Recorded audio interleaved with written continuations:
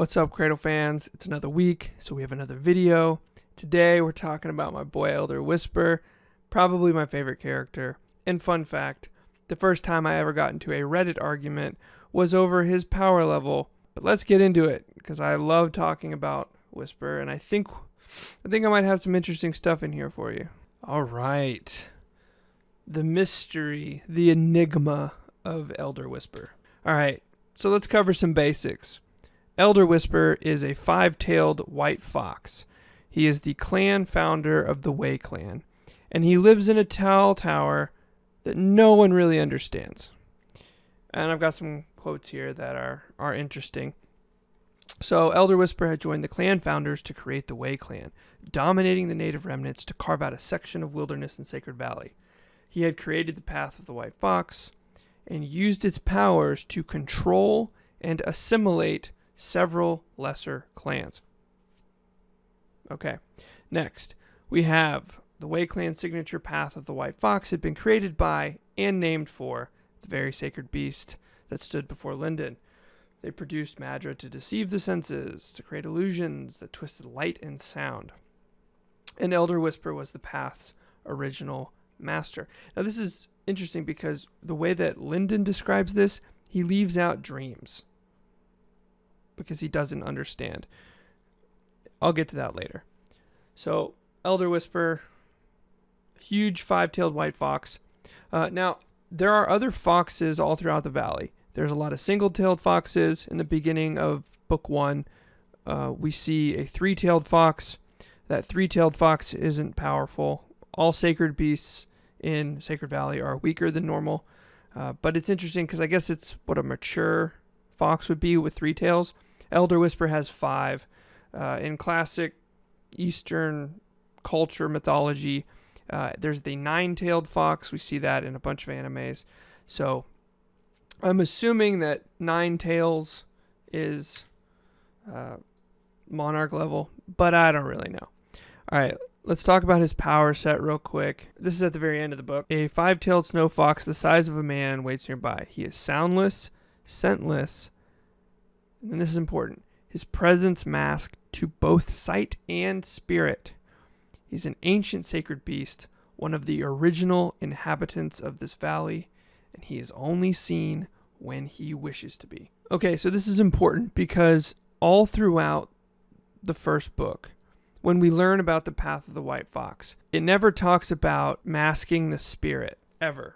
This is the only time when it's referenced that he can mask his spirit. So this is more than a veil, I think. So obviously he's veiling himself here, but he's also using his path because he has a technique to hide himself, all the senses. So he has a technique that acts as a veil as well, which is interesting because normally if you veil yourself, you don't cycle your Madra. You hold it close, but you're not able to use techniques. But he's using a technique here and his spirit's veiled, which is kind of OP. So how strong is Elder Whisper?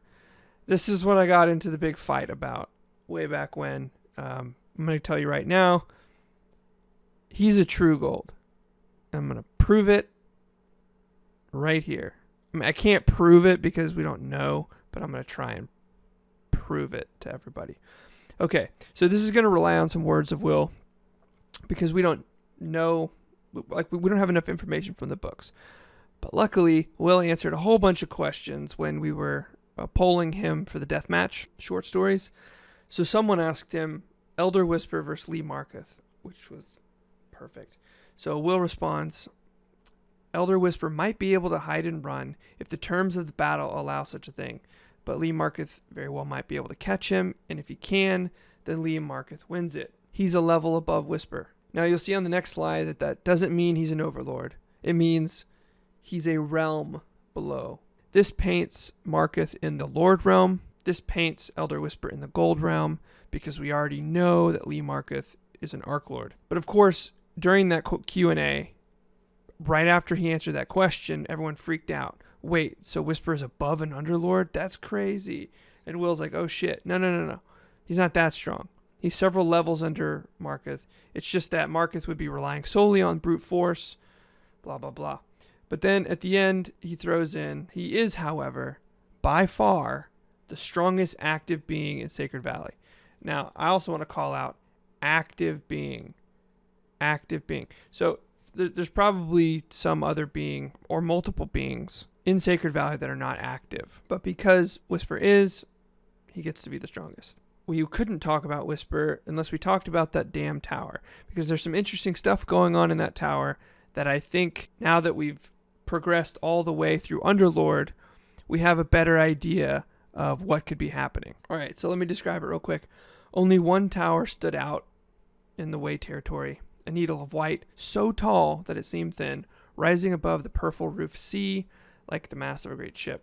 It had been made of white stone in the age of the clan's founders, so thousands of years ago, and it was one of the most prominent landmarks in all of Sacred Valley. When the clans were founded, they had the ability to manipulate space using Madra. We know that because they found that tablet outside the Nethergate. So this is like old school monarchs, heralds, sages, building everything in Sacred Valley. And then they build this tower. Why do they build this tower? I'll get to that in a second. So there were only 2 rooms in the tower, a room at the bottom and one at the top.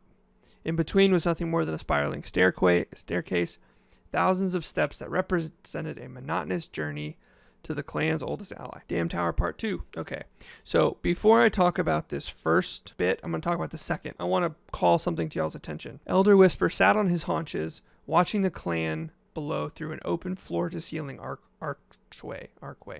A line of script engraved on the floor prevented him from simply leaping out and running down the side of the tower. No, that's not what that line of script is for at all. First of all, we know Elder Whisper can get out, so we know that that line of script doesn't work. But where else have we seen lines of script that are used to prevent things from happening over open space? Inside the Akura Vault, we see these lines of script there to prevent vital aura from leaking out, to contain potent aura from leaking out. That's important. Okay, let's talk about this first one now. When Lyndon gets to the top of the tower, there's a huge lock and a key. Both the lock and the key are bigger than Lyndon's head, right? So to open the lock, he had to brace it in the crook of his sling-wrapped arm. Both the lock and the key were heavy bronze, each bigger than his head. Why they had to use such giant devices to secure Whisper's door, he couldn't imagine. They didn't appear scripted, only heavy. Surely a normal lock and key would work just as well. Obviously, this lock and key was put there a long time ago. And this lock and key is not meant to keep Elder Whisper in. It's probably meant to keep normal people out. It's a deterrent so that whatever's going on in that room, Elder Whisper has time to do what he needs to do to keep people coming up from seeing it or to know what's happening. All right, part 3. Elder Whisper had spent most of the past 5 decades in this room, where every day was much like another. Compared to the excitement of his younger days, this was a perfectly satisfying way to spend a few years. Couple things.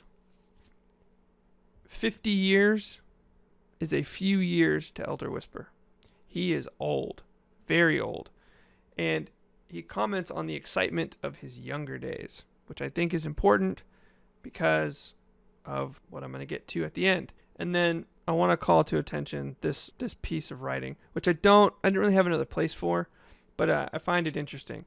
5 bushy tails lashed behind him, tracing arcane patterns in the air that reminded Lyndon of a script. So it makes me think that Elder Whisper, I don't know what's going on here, but he's tracing script with his tails in the air. So it's almost like this might be a technique or something where he's actively manipulating the space. So I'm going to talk about the tower real quick, what I think it is, because the next slide is something else. Actually, let's go here first. So Whisper knows about the Abaddon, because of course he does. And we know that he knows about the Abaddon because when he's challenging Lyndon about a gold practitioner, about the furthest advancement of the sacred arts, he asks him, is a gold practitioner one with heaven and earth? Does he control everything in creation? Can he create worlds and break them at will? And this is 3 sentences, and there's so much here. Okay, first sentence. He basically describes all the levels of progression after gold. So to become the Lord realm, you basically become one with the earth. you have to know who you are to connect with the vital aura of the world. And we assume you have to go deeper and deeper to understand yourself, to further connect to the earth so that you can get stronger soul fire and work your way up the Lord realm. Okay, that's the first sentence. Second sentence, does he control everything in creation? And the third sentence, can he create worlds and break them at will? Who can create worlds and break them at will? Judges can. Who controls everything in creation? People who can control the way, can manipulate the way. He knows about the Abaddon. He calls it out. Not only that, he calls out the path of progression that's required. I don't know what it takes to become one with heaven, but that's probably a look at what the magic system that Lee Marketh learns when he leaves Cradle and what heralds, monarchs, and sages learn.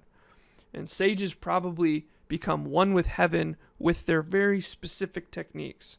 I'm not going to talk about sages, talked about them already, but fascinating. Elder Whisper knows all of this stuff. How does Elder Whisper know all of this stuff? Well, first of all, he's thousands of years old. Second of all, he knew the people who founded the valley. He was there when they carved it up, and he was there when the tower was built. So he knew monarchs, he knew heralds, he knew sages, he knew people that could manipulate this kind of, or that had this power level. And here's a theory, he might have been up there too, but I'll talk about that on a different slide. So the tower. I think that the tower, at the top of the tower, is the only place in Sacred Valley where he can unveil his spirit, and I think that the tower is some sort of amplifier that allows him to basically observe the entire valley, make sure that nobody's doing things they shouldn't do, and to actively hide the valley from everyone else. So we know that he gets scheduled meals twice a day. Between those times a day, no one knows what's going on up there. They're not going to be able to sense anything because the scripts prevent aura from leaking out. And he has the ability to mask his spirit. And he has the ability to perform techniques without being noticed, right? So the spiritual footprint of his techniques is 0. So using a tower, he probably helps cloak the Sacred Valley, keeping other people from finding it or whatever. And he might be an active measure against the Dread Gods in case someone comes across a hunger construct. So Elder Whisper is actively performing a job inside the tower every day. I also think there's a strong likelihood that there might be some artifacts that he's hiding because he knows the valley. He's been there the whole time that anything relevant's been happening there. And he might be hiding Lord level Hunger Madra artifacts just in case anyone from the Sacred Valley is able to get deeper into the labyrinth. He's probably hiding some of that stuff. I mean, I don't know. That's just speculation. But he's got a very special tower that is very specially designed just for him. And it has scripts that the Wei Clan doesn't understand. And I also think there's probably some gold level bindings in that building. The buildings, I think the top of the building's a construct, and I think the top of the construct has some gold level bindings that the jades, irons, and coppers of Sacred Valley would not be able to even sense. We know that you can't sense bindings that are above your level. We know you can't activate them. Oftentimes, you can't even sense what an item can do if it's too far above your level. And for jades, they're weak enough as it is. They just got their spiritual ability to, perceive spirits. So there's probably a whole lot going on up there that no one knows about. And the Elder Whisper, he's keeping a lid on things. He's also contemplating fate a lot. He's weaving dreams to glimpse fate. So this is a pretty text-heavy slide. And I'm not going to read through everything, but basically the first paragraph talks about how he is harvesting light and dreams, weaving them together into the very specific kind of madra that he used. And then he talks about how humans are pretty good at light, but they suck at dreams. And he spent 100 years meditating on the nature of dreams. Must be nice. He's so old. So he spent 100 years meditating on the nature of dreams, and then over the years has become such a master at it that he's developed a sense for fate. Fate's distant, imperfect, but he can dimly see the shapes of impending events, which is interesting because He's able to sense events for hundreds of years, for centuries. He's been able to sense the coming of a dread god. The shape looming in his dreams has been dark and impossibly vast. It would crush them all beneath its ponderous weight. There's no stopping it. Sacred Valley's past was coming back and bringing death with it. Again, I've talked about this particular quote before, how Sacred Valley's past is tied to the dread gods, and Whisper is super tied up with all that too. But here's something interesting. But there was something strange about his premonition this time. Somehow, he felt as though the titanic threat were years distant and months close at the same time. One and then the other, like fate had yet to decide. So by this point, even someone like Whisper is able to sense that fate has been thrown off. Now, it has been yet to decide because Lyndon hasn't yet met Ethan. So either fate could happen. This is interesting. But because he meets Ethan, it ruins everything, and then Machiel has to intervene. But what's interesting is that Whisper is able to perceive not the end of Cradle, but he's able to perceive ahead of time what Machiel's change of fate will do locally. It will cause the dread gods to come sooner. That's interesting. I don't know if that means anything. I don't know if that has to do with the fact that he's so connected with dread gods. Maybe he's surrounded by Hunger Madra for so long. I don't know. I don't know. But I found that interesting. And so y'all can speculate. All right, let's move on. And now we get to not the grand finale, because I think I've evenly spaced out the cool stuff.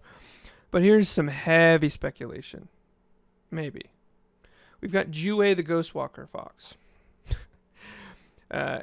Another Q&A session where a questioner asked, are there any sacred beasts besides dragons that could go toe-to-toe with a monarch or a dread god? Will responds with, there's Juwei, the Ghostwalker Fox, who has tricked monarchs and escaped. And then talks about some other people. Okay, couple things. Elder Whisper is not his name. It's a title. Elder Whisper. Ghostwalker. Whisper. Both of them are foxes. Juwei. The Wei clan.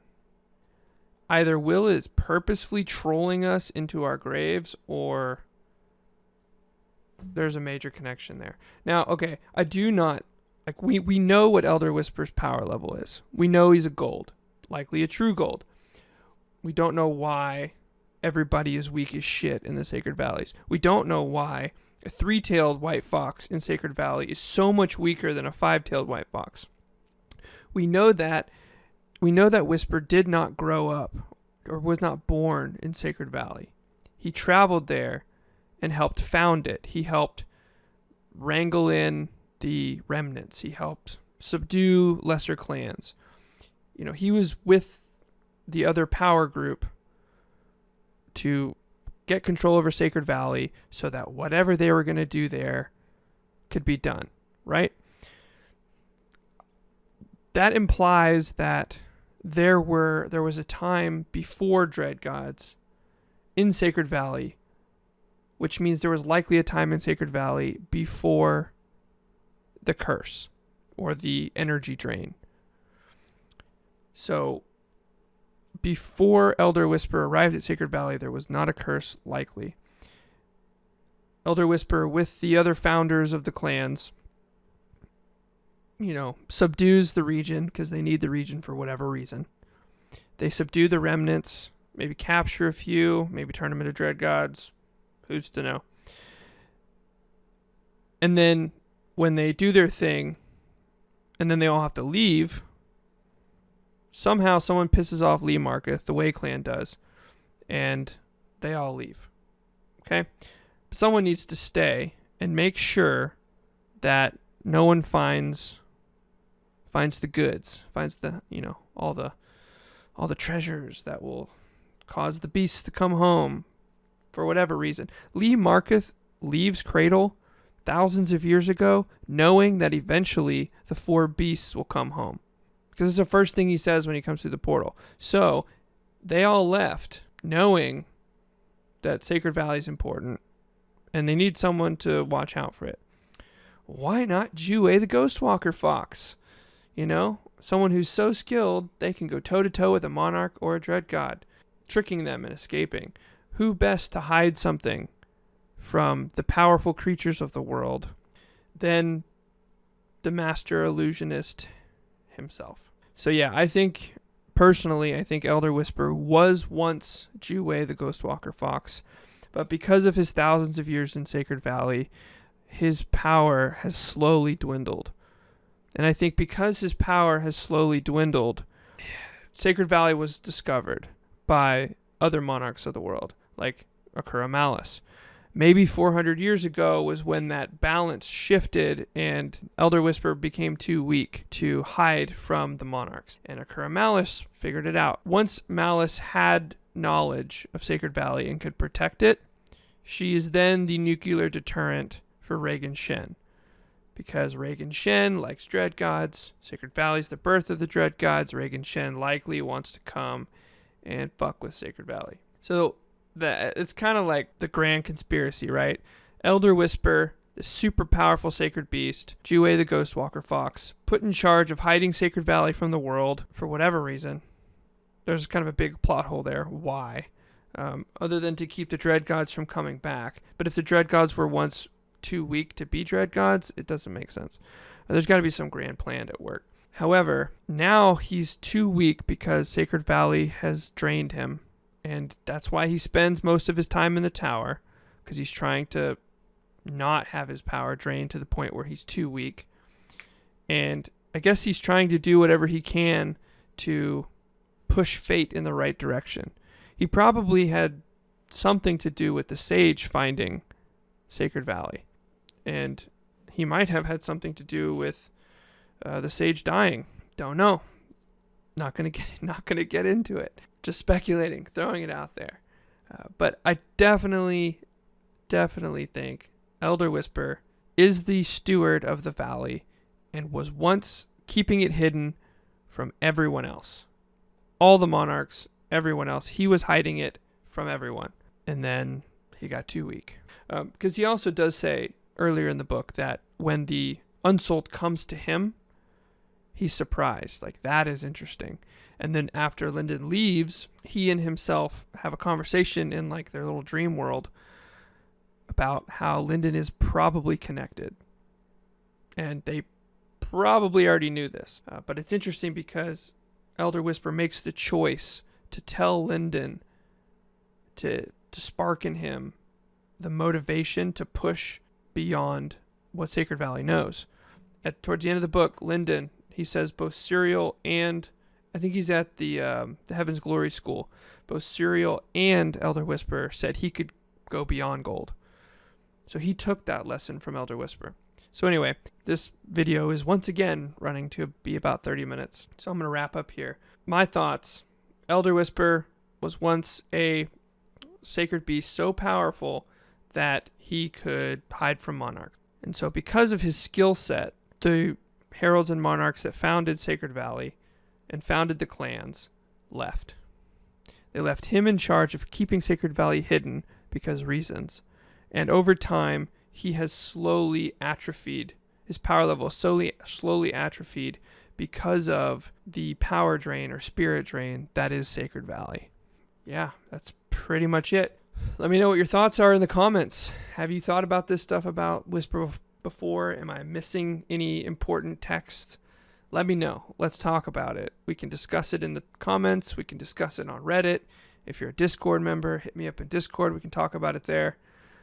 I know there's a couple Discord people who will probably say this is all stupid. I welcome the debate. So thanks again for watching. If you like this video, do the damn thing. Subscribe if you're not already. Show me some love. Thank you very much.